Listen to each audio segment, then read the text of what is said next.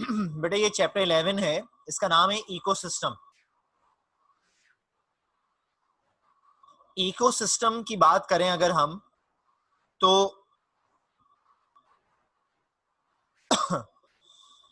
ये इंटरेक्शन होता है या रिलेशनशिप है लिविंग थिंग्स का एक दूसरे के साथ, आपस में सेम जानदारों का रिलेशन या अलग अलग जानदारों का आपस में रिलेशन जो है, और उनका रिलेशन उनकी इन्वायरमेंट के साथ। तो relationship of living organisms with each other and with their environment is called ecosystem और इकोलॉजी। इसको इकोलॉजी भी कहते हैं। एक साइंटिस्ट थे, उनका नाम था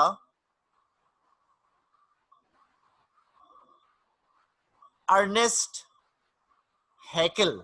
एक साइंटिस्ट है, उनका नाम था अर्नेस्ट हैकेल। देखो यहां नाम लिखा हुआ है, अर्नेस्ट हैकेल।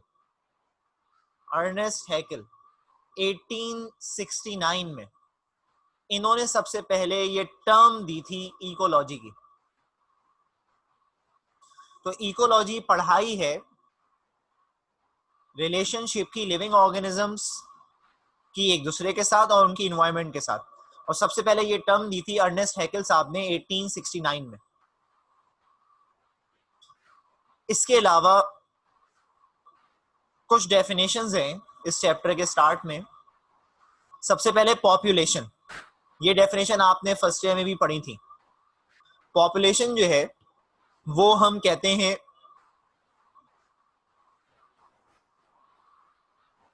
पर्टिकुलर लोकेलिटी को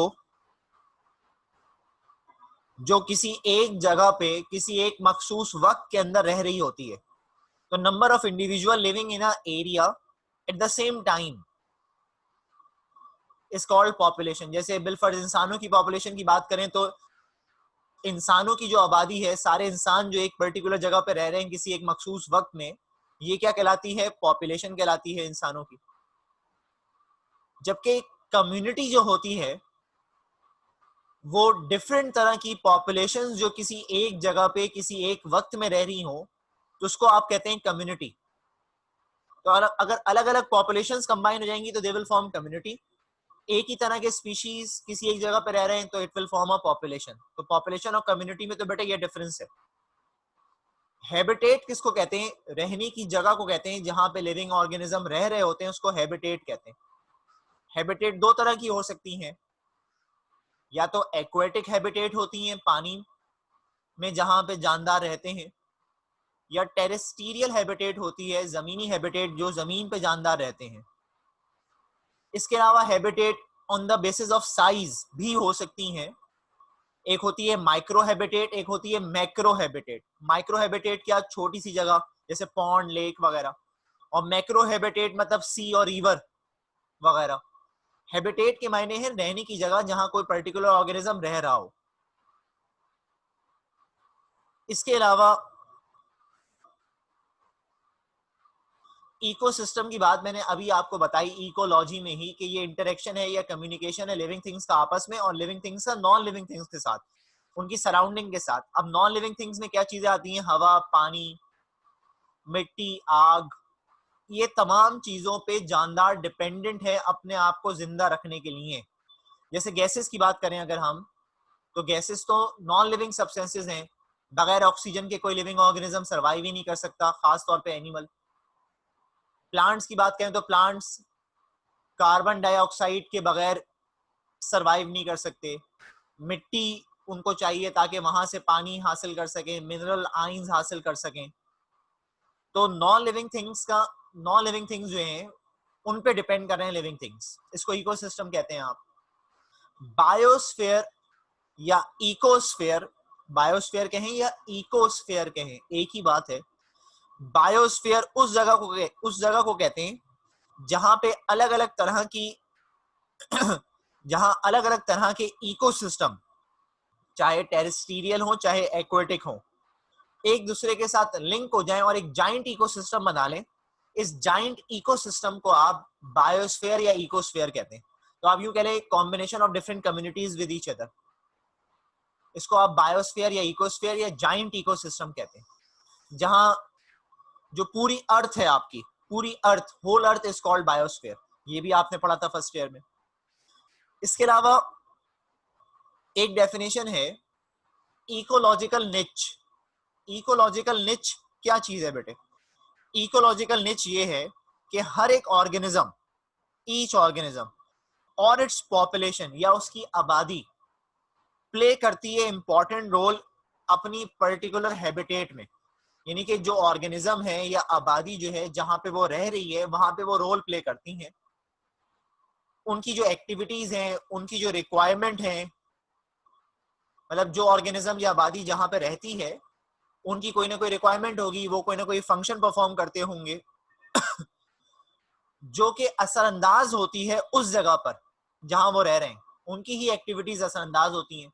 जैसे हम इंसान हैं, हमारी जो एक्टिविटीज हैं, जैसे हमने गाड़ियां बनाई उनसे धुआं निकल रहा है, हमने इंडस्ट्रीज बनाई उनसे धुआं निकल रहा है, हम जो पानी अपना वेस्ट एक्सक्रीट कर रहे हैं जहां पे रहते हैं वहीं डाल रहे हैं, तो ये जो हमारे रहने की जगह इस पे अफेक्ट आ रहा है ना हमारे रहने से। इस चीज को हम कहते हैं कलेक्टिवली इकोलॉजिकल निच। तो हर एक ऑर्गेनिज्म और उसकी आबादी प्ले करती है रोल जहां पे वो रहते हैं, उनकी एक्टिविटीज, उनकी रिक्वायरमेंट और अफेक्ट आता है उनकी रहने की जगह पे। इनको कलेक्टिवली मिलाकर कहते हैं इकोलॉजिकल निच। निच के मायने हैं सेगमेंट, सेगमेंट। नेक्स्ट चीज है बायोम। बायोम किसको कहते हैं? बायोजियोग्राफिकल रीजन्स को कहते हैं। बायोजियोग्राफिकल रीजन से मुराद ये कि अर्थ डिवाइडेड है ना मुख्तलिफ कॉन्टिनेंट्स में हर एक कॉन्टिनेंट दूसरे कॉन्टिनेंट से मुख्तलिफ है। हर एक part of the earth different है दूसरे पार्ट ऑफ द अर्थ से। जैसे एशिया है, अफ्रीका है, अंटार्कटिका है, अमेरिका है। ये हर जगह पे जो अर्थ है वहां पे जो लिविंग ऑर्गेनिजम्स हैं वो अलग तरह के हैं, उनका एनवायरमेंट अलग है। वहां पे पानी हो चाहे लैंड हो, अलग अलग तरह का एनवायरमेंट है। इनको अगर आप लिंक करें एक दूसरे के साथ तो ये डिफरेंशिएट हो जाते हैं। अलग अलग तरह के क्लाइमेटिक फैक्टर्स हैं यहाँ पे, अलग अलग तरह के बायोटिक फैक्टर्स हैं यहाँ पे। बायोटिक फैक्टर से मुराद ये कि लिविंग थिंग्स जो है वो मुख्तलिफ हैं। तो इन कम्युनिटी के यूनिट्स को जो बायोजियोग्राफिकल रीजन्स पे डिवाइडेड हैं, इनको आप कहते हैं बायोम्स। हम पढ़ेंगे इसके बाद, नेक्स्ट चैप्टर है वो आएगा चैप्टर नंबर 12, हम बाद में पढ़ेंगे। एक होता है फॉरेस्ट इकोसिस्टम, वो एक बायोम है, वो एक रीजन है ना जहाँ के biotic factors, climatic factors different है। फिर एक है डेजर्ट इकोसिस्टम, वहां के climatic factors, biotic factor different है। तो जो बायोजियोग्राफिकल रीजन्स है, मतलब अर्थ पे अलग अलग हिस्से जो है अर्थ के, जो वहां पे रहने वाले जानदार हैं और वहां का जो एनवायरमेंट है वो डिफरेंट है दूसरी जगह के मुकाबले में। इन हिस्सों को कहते हैं बायोम।